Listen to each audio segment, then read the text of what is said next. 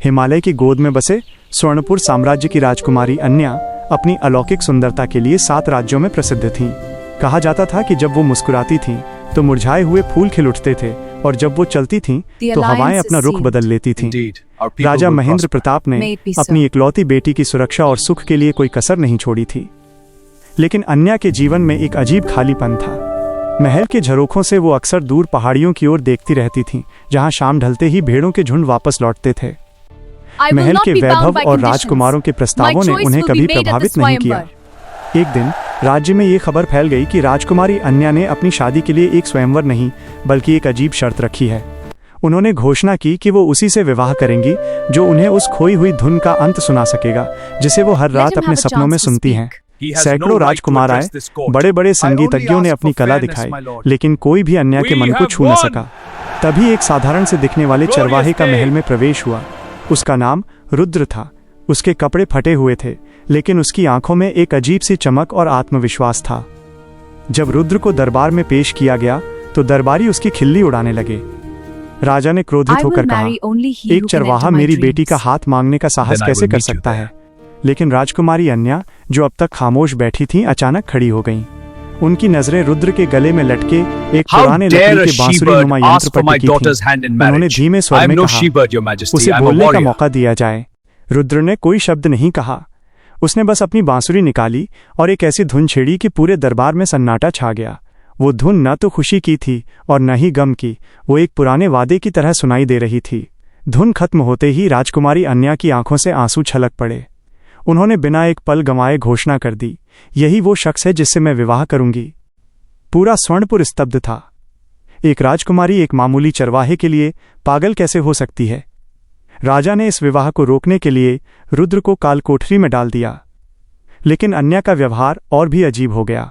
वो रात रात भर अपने कमरे में किसी अदृश्य शक्ति से बातें करती और महल की दीवारों पर अजीबोगरीब आकृतियां उकेरने लगीं। महल के मुख्य ज्योतिषी ने राजा को चेतावनी दी, महाराज, यह कोई साधारण प्रेम नहीं है। राजकुमारी के ऊपर किसी प्राचीन शाप का साया है और ये चरवाहा उस शाप की चाबी है। सस्पेंस तब गहरा गया जब एक रात रुद्र कालकोठरी से गायब हो गया, जबकि पहरेदार बाहर ही तैनात थे। उसी रात राजकुमारी भी अपने कक्ष में नहीं मिली। राजा अपनी सेना लेकर उन पहाड़ियों की ओर निकल पड़े जहां रुद्र अपनी भेड़ें चराता था। वहां पहुंचकर उन्होंने जो देखा उसने सबके होश उड़ा दिए। एक गुफा के भीतर हजारों मोमबत्तियां जल रही थीं। दीवारों पर राजकुमारी अन्या के पूर्वजों के चित्र बने थे, लेकिन उन चित्रों में एक और व्यक्ति था जो बिल्कुल रुद्र जैसा दिखता था। सच्चाई ये थी कि रुद्र कोई साधारण चरवाहा नहीं था। वो उस प्राचीन राजवंश का आखिरी वंशज था जिसे सदियों पहले स्वर्णपुर के राजाओं ने धोखे से बेदखल कर दिया था। लेकिन कहानी यहां खत्म नहीं होती थी। असली सस्पेंस ये था कि राजकुमारी अन्या को कोई शाप नहीं था, बल्कि वो पुनर्जन्म की उन स्मृतियों से जूझ रही थीं जिसमें उन्होंने और रुद्र ने एक दूसरे के साथ जीने की कसम खाई थी। रुद्र के पास वो जादुई धुन थी जो अन्या के दिमाग में कैद उन यादों के तालों को खोल सकती थी। गुफा के भीतर रुद्र और अन्या एक प्राचीन वेदी के सामने खड़े थे। रुद्र ने राजा को देखते हुए कहा, महाराज, मैं यहाँ राज्य छीनने नहीं बल्कि अपना वो हिस्सा लेने आया हूँ जो नियति ने मुझसे छीना था, मेरी पहचान और मेरा प्रेम। राजा को अपनी पूर्वजों की गलतियों का एहसास हुआ। उन्हें समझ आया कि अन्या की पागलपन जैसी दिखने वाली जिद दरअसल एक रूहानी जुड़ाव था। अंत में कोई युद्ध नहीं हुआ। राजकुमारी अन्या और रुद्र का विवाह उसी पहाड़ी की चोटी पर हुआ।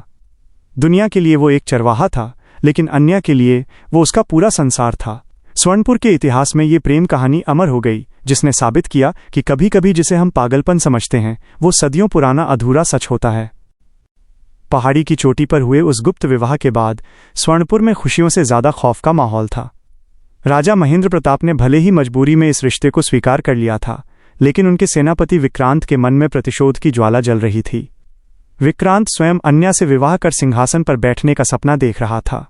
विवाह की पहली रात जब महल दीपों से जगमगा रहा था, रुद्र ने अन्या से कहा, अन्या, ये केवल एक मिलन नहीं है। हमारी आत्माओं ने सदियों पहले जो वचन दिया था वो अब खतरे में है। स्वर्णपुर के नीचे कुछ ऐसा दबा है जिसे तुम्हारे पूर्वजों ने बलपूर्वक दबाया था। अन्या ने उसकी आंखों में देखते हुए पूछा, रुद्र, तुम एक चरवाहे के भेष में यहाँ आए, लेकिन तुम्हारी बातें किसी सम्राट जैसी हैं। वो क्या है जिसे हम नहीं देख पा रहे? रुद्र ने अपनी बांसुरी उठाई, लेकिन इस बार उसने उसे बजाया नहीं बल्कि उसे जमीन पर एक खास दिशा में रखा। बांसुरी खुद ब खुद घूमने लगी और उत्तर की दिशा में जाकर रुक गई, जहां काला पर्वत स्थित था। अगली सुबह सेनापति विक्रांत ने राजा को उकसाया, महाराज, वो चरवाहा कोई साधारण पुरुष नहीं बल्कि एक मायावी जादूगर है। उसने राजकुमारी को अपने वश में कर लिया है। अगर उसे अभी नहीं रोका गया तो स्वर्णपुर की प्रजा विद्रोह कर देगी। राजा असमंजस में थे, लेकिन तभी महल के तहखाने से एक भयानक गूंज सुनाई दी। वो गूंज उन आत्माओं की थी जिन्हें सदियों पहले रुद्र के पूर्वजों के साथ मार दिया गया था। रुद्र महल के सबसे निचले हिस्से में गया, जहां सदियों से कोई नहीं पहुंचा था। वहां उसने एक दीवार पर अपना हाथ रखा। उसके स्पर्श मात्र से पत्थर पिघलने लगे और एक गुप्त द्वार खुल गया। अन्या भी उसके पीछे पीछे वहां पहुंच गई। भीतर जो था उसे देखकर अन्या की चीख निकल गई। वहां हजारों सोने के पुतले खड़े थे जो बिल्कुल जीवित मनुष्यों जैसे लग रहे थे। ये मेरे पूर्वजों की सेना है, रुद्र ने भारी आवाज में कहा। इन्हें किसी मंत्र से पत्थर बना दिया गया था। इन्हें जगाने के लिए उस धुन के अंतिम स्वर की जरूरत है जो केवल तुम्हारे पास है, अन्या। सेनापति विक्रांत ने इस बीच अपनी एक गुप्त सेना तैयार कर ली थी। उसने पड़ोसी राज्य लोहगढ़ के क्रूर राजा अंधक से हाथ मिला लिया था। अंधक हमेशा से स्वर्णपुर की समृद्धि पर नजर गड़ाए बैठा था। महल के भीतर गृहयुद्ध जैसी स्थिति पैदा हो गई। राजा महेंद्र प्रताप को उनके ही कक्ष में नजरबंद कर दिया गया। विक्रांत ने घोषणा कर दी कि रुद्र ने राजा की हत्या का प्रयास किया है। जब रुद्र और अन्या तहखाने से बाहर आए तो उन्हें सैकड़ों सैनिकों ने घेर लिया। रुद्र ने अपनी बांसुरी को हवा में लहराया और एक सुरक्षा कवच बना लिया, लेकिन अन्या जानती थी कि यह केवल शुरुआत है। उसने रुद्र के कान में धीरे से कहा, रुद्र, वे तुम्हें मारना चाहते हैं क्योंकि तुम उस विरासत के वारिस हो जिसे वे कभी हासिल नहीं कर सके। हमें यहां से निकलना होगा। रुद्र और अन्या ने महल की दीवार फांदकर जंगल की ओर रुख किया। उनका पीछा विक्रांत के घुड़सवार कर रहे थे। घने जंगलों और बर्फीली घाटियों के बीच यह यात्रा एक परीक्षा बन गई। रुद्र ने अन्या को अपनी भेड़ों के उस पुराने ठिकाने पर पहुंचाया जिसे ऋषि गुफा कहा जाता था। वहां एक वृद्ध साधु मिले जिनकी आयु का कोई अंदाजा नहीं लगा सकता था। उन्होंने रुद्र को देखते ही कहा, राजकुमार, समय आ गया है। तुम्हारी तलवार अग्निमुख अभी भी काले पर्वत की चोटी पर दबी है। जब तक वो तुम्हारे हाथ में नहीं आती तुम स्वर्णपुर को विनाश से नहीं बचा सकते। अन्या ने साहस दिखाते हुए कहा, मैं भी साथ चलूंगी। अगर मेरी यादें उस धुन की चाबी हैं तो मेरा साथ होना अनिवार्य है। जैसे जैसे वे काले पर्वत की ओर बढ़े, प्रकृति का व्यवहार बदलने लगा। दिन में तारे दिखने लगे और हवाओं में राख की गंध आने लगी। यह संकेत था कि अंधक ने अपनी काली शक्तियों का प्रयोग शुरू कर दिया है। विक्रांत और अंधक की संयुक्त सेना ने स्वर्णपुर की सीमा पर डेरा डाल दिया था। प्रजा त्राही त्राही कर रही थी। राजा महेंद्र प्रताप, जो अब पूरी तरह असहाय थे, समझ चुके थे कि उनकी बेटी का निर्णय गलत नहीं था। वो चरवाहा ही उनका एकमात्र रक्षक था। पर्वत की चोटी पर पहुंचते ही रुद्र को एक विशाल ड्रैगन के आकार की चट्टान दिखी। उसी चट्टान के बीचों बीच वो तलवार धंसी थी। उसे निकालने के लिए रुद्र को अपनी बलि देनी थी या अन्या को अपना सबसे प्रिय रत्न, उनकी सुंदरता। रुद्र ने तलवार को हाथ लगाया तो बिजली कड़क उठी। अचानक एक साया प्रकट हुआ जो बिल्कुल अन्या जैसा दिखता था, लेकिन उसकी आंखें लाल थीं। वो साया बोला, इस तलवार को पाने के लिए तुम्हें अपने प्रेम का त्याग करना होगा। कहानी यहाँ एक नया मोड़ लेती है। वो साया कोई और नहीं बल्कि अन्या की जुड़वा बहन थी, जिसके बारे में स्वर्णपुर के इतिहास में कभी जिक्र नहीं किया गया था। वो छायापुर की रानी बन चुकी थी और वो भी रुद्र के उस प्राचीन राज्य पर अपना अधिकार चाहती थी। रुद्र दुविधा में था। एक तरफ उसका राज्य और कर्तव्य था और दूसरी तरफ उसका अटूट प्रेम। अन्या ने रुद्र का हाथ थामा और कहा, रुद्र, डरो मत। हमारी सुंदरता हमारे शरीर में नहीं, हमारी प्रतिज्ञा में है। अगर इस राज्य को बचाने के लिए मुझे अपना रूप खोना पड़े तो मैं तैयार हूं। जैसे ही अन्या ने उस साये को छुआ, एक जोरदार धमाका हुआ। पूरी घाटी कांप उठी। स्वर्णपुर के लोग अपने घरों से बाहर निकल आए। उन्होंने देखा कि काले पर्वत से एक विशाल अग्निपुंज निकल रहा है। रुद्र ने वो तलवार खींच ली। तलवार निकलते ही उसके फटे हुए कपड़े दिव्य स्वर्ण कवच में बदल गए। उसकी भेड़ें अब विशाल सफेद घोड़ों में परिवर्तित हो चुकी थीं। वो अब एक चरवाहा नहीं बल्कि आर्यवर्त का चक्रवर्ती सम्राट लग रहा था। लेकिन असली खतरा अभी टला नहीं था। सेनापति विक्रांत ने अपनी सेना को पर्वत की ओर कूच करने का आदेश दे दिया था और उस रहस्यमयी छाया अन्या ने एक ऐसी शक्ति को जगा दिया था जो धरती को निगलने के लिए तैयार थी। काले पर्वत की चोटी से उठी वो ज्वाला कोई साधारण आग नहीं थी। वो सदियों से दबे प्रतिशोध और न्याय की पुकार थी। सम्राट रुद्र, जो अब अपने दिव्य स्वर्ण कवच में दैदीप्यमान थे, अपनी तलवार अग्निमुख को थामे खड़े थे। उनके सामने खड़ी थी उनकी सबसे बड़ी चुनौती छाया अन्या, जिसे अब पूरी दुनिया रक्तमुखी के नाम से जान रही थी।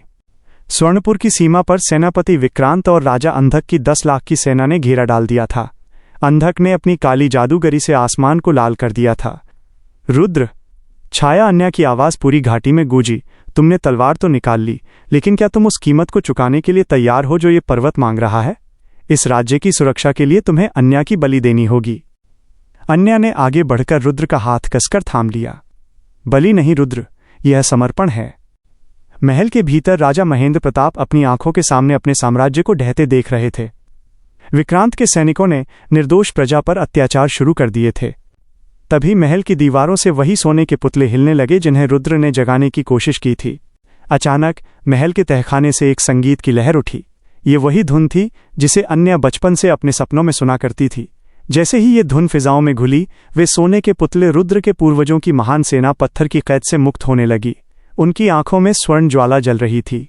वे सैनिक सीधे विक्रांत की सेना पर टूट पड़े। यह नश्वर मनुष्यों और अमर योद्धाओं के बीच का भीषण संग्राम था। लड़ाई के बीच रुद्र ने अपनी शक्ति से छाया अन्या को एक प्रकाश के घेरे में कैद कर लिया। तुम कौन हो और अन्या से तुम्हारा क्या संबंध है? रुद्र ने दहाड़ते हुए पूछा। छाया अन्या हंसी, एक ऐसी हंसी जिसमें दर्द और नफरत मिली हुई थी। मैं अन्या का वो हिस्सा हूं जिसे तुम्हारे पूर्वजों ने नहीं, बल्कि अन्या के ही पूर्वजों ने त्याग दिया था। जब स्वर्णपुर की स्थापना हुई तो एक भविष्यवाणी हुई थी कि राजघराने में जुड़वा बेटियां जन्म लेंगी, एक प्रकाश की स्वामिनी और एक छाया की। मुझे जन्म लेते ही इस काले पर्वत की गुफाओं में भूखा मरने के लिए छोड़ दिया गया था। मैं मरी नहीं, बल्कि इस पर्वत के अंधेरे ने मुझे पाल पोसकर बड़ा किया। अन्या की आंखों में करुणा भर आई।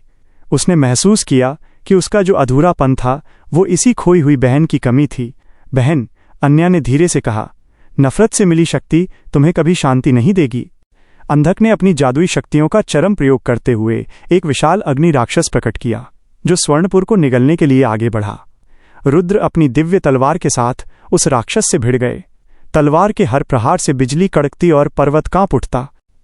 लेकिन रुद्र जानते थे कि केवल तलवार से विजय संभव नहीं है। उन्हें उस धुन को पूरा करना था। उन्होंने अन्या की ओर देखा। अन्या समझ गई। उसने अपनी आंखों को बंद किया और अपने भीतर की उस दबी हुई धुन के अंतिम स्वर को खोजने लगी। वो स्वर उसके कंठ से नहीं, बल्कि उसकी आत्मा से निकला। जैसे ही उसने वो अंतिम स्वर गुनगुनाया, पूरी धरती से एक सुनहरी रोशनी फूटी। वो रोशनी छाया अन्या के भीतर के अंधकार को सोखने लगी। छाया अन्या धीरे धीरे पिघलने लगी, लेकिन वो मर नहीं रही थी, बल्कि वो अन्या के शरीर और आत्मा में विलीन हो रही थी। प्रकाश और छाया एक हो रहे थे। सेनापति विक्रांत, जो खुद को स्वर्णपुर का नया सम्राट समझ रहा था, ने रुद्र पर पीछे से हमला करने की कोशिश की। लेकिन रुद्र की तलवार अग्निमुख ने खुद ब खुद घूमकर विक्रांत का सीना चीर दिया।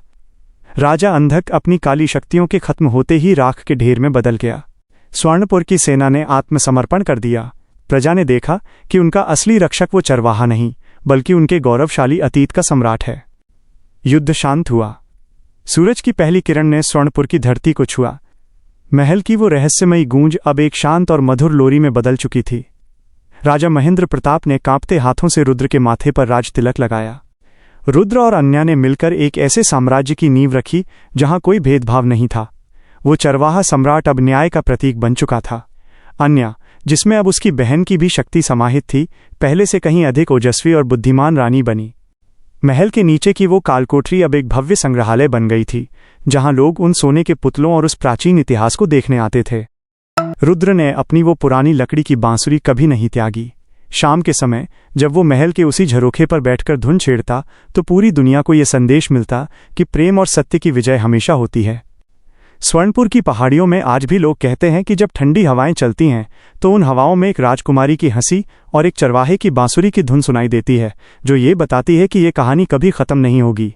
उपसंहार: ये कहानी हमें सिखाती है कि हमारे भीतर की छाया, डार्कनेस को मिटाया नहीं जा सकता, बल्कि उसे अपने भीतर समाहित करके ही हम पूर्ण बन सकते हैं। प्रेम केवल भावनाओं का मेल नहीं, बल्कि दो बिछड़ी हुई आत्माओं का अपने मूल अस्तित्व की ओर लौटना है। गाथा समाप्त। अगर इस चैनल पर नए हो तो प्लीज़ सब्सक्राइब करें ताकि इस तरह की मज़ेदार कहानी आपको मिलती रहे।